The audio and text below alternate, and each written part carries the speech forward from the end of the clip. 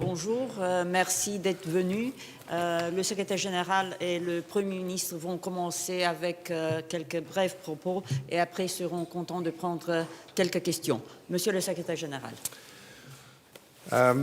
Monsieur le Premier ministre, je suis très heureux de vous accueillir. C'est la première fois qu'un haut responsable de Djibouti vient en visite à l'OTAN. Votre présence ici aujourd'hui montre l'importance que nous attachons à notre dialogue et à notre collaboration. Djibouti joue un rôle central à l'appui des efforts de la communauté internationale dans la Corne de l'Afrique, en particulier pour la lutte cruciale contre la piraterie. Nous entretenons une bonne coopération dans le cadre de ces efforts internationaux.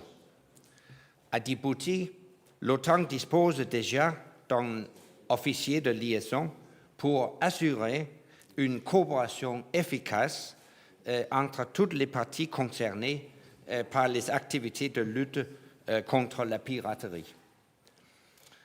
Je tiens à vous remercier du soutien que les autorités de Djibouti ont manifesté et de l'intérêt que vous avez exprimé pour un élargissement de la coopération avec l'Alliance.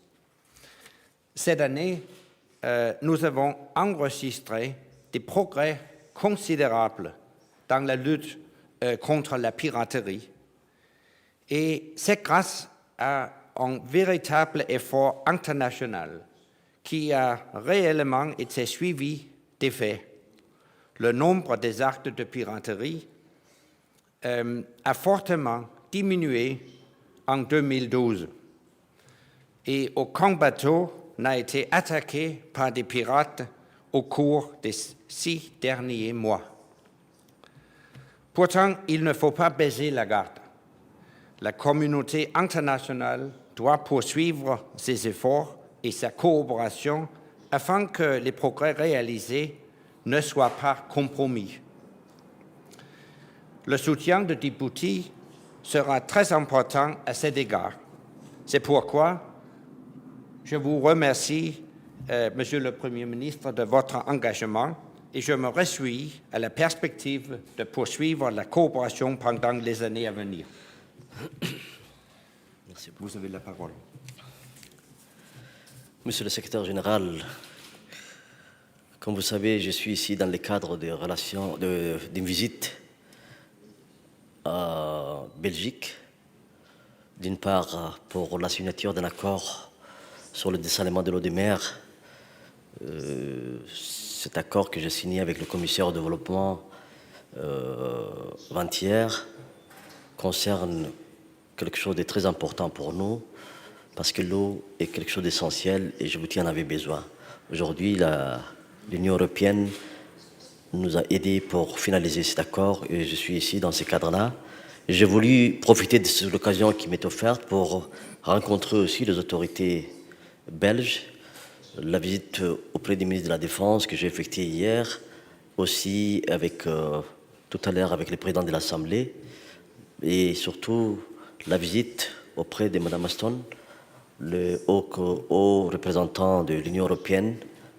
Et aujourd'hui, ma présence à l'OTAN témoigne de notre volonté de pouvoir raffermir davantage ces relations avec cette organisation. Et nous pensons que Djibouti, qui contribue énormément à la sécurité internationale en mettant à la disposition de la communauté internationale les infrastructures dans le cadre de la lutte contre le terrorisme et la piraterie. Et comme vous le savez, notre pays joue un rôle positif sur la stabilité politique et surtout à la promotion de la paix dans la région. Et nous pensons que les relations que nous entretenons avec l'OTAN doit avoir un nouveau cadre, un nouveau départ. C'est la raison pour laquelle nous sommes ici pour parler d'une nouvelle forme de coopération avec l'OTAN, à savoir l'ouverture d'un bureau de liaison de l'OTAN à Djibouti, même si vous avez signalé qu'aujourd'hui il y a un attaché militaire. Nous voulons que la finalisation de l'accord entre Djibouti et l'OTAN puisse se faire le plus rapidement possible. Ces documents ont été déjà transférés aux différents bureaux ici et les experts ont déjà beaucoup travaillé. Nous attendons bien sûr la finalisation de cet accord. Nous voudrons bien sûr accréditer notre ambassadeur qui est en même temps ambassadeur auprès de Belgique et de l'Union européenne, l'accréditer en tant qu'ambassadeur auprès de l'OTAN. Et c'est dans les perspectives de renforcer, de bâtir un nouvel accord entre l'OTAN et la République de Djibouti, qui, vous savez, déjà contribue, travaille déjà ensemble dans le cadre de la piraterie, mais surtout pour la stabilisation de la région. Vous savez que la région, le problème de Djibouti est le seul pays de la région qui a une stabilité permanente en raison des conflits qu'il y a dans la région et surtout dans les problèmes en Somalie. Aujourd'hui, nous avons espoir qu'avec le nouveau président et un nouveau Premier ministre, la Somalie est en train de renaître. Le terrorisme qui terrorisait la Somalie et la population somalienne est en train de reculer. Ils ont quitté la ville de Kismayo, ils ont quitté la capitale, Mogadiscio, il y a déjà plus d'une année. Ils ont aujourd'hui, le dernier bastion qu'ils avaient, c'est Johar. Ils ont abandonné Johar. C'est pour vous dire qu'il y a de l'espoir pour la Somalie. Et je crois que le gouvernement qui a été mis en place va contribuer énormément à la stabilité. Et ceci, bien sûr, va permettre aussi à la communauté internationale de jouer pleinement son rôle dans la région. En tout cas, merci beaucoup d'avoir eu l'opportunité de me recevoir, ainsi que la délégation qui m'accompagne. Monsieur le secrétaire général, j'étais très content d'avoir des entretiens très fructueux avec vous et je pense que nous allons à l'avenir travailler plus étroitement. Merci beaucoup. On a seulement 2 minutes pour des questions. Reuters. Secretary General, so I'd like to ask you a question about Syria, please. Can you confirm that the Syrian army is continuing to fire Scud missiles at rebels in recent days? And does this carry a risk of escalating the conflict? Yes, I can confirm that we have detected the launch of Scud-type missiles. We strongly regret that act. I consider it acts of a desperate regime approaching collapse. The fact that such missiles are used in Syria emphasizes the need for effective defense and protection of our ally Turkey. Let me stress that the recent launch of missiles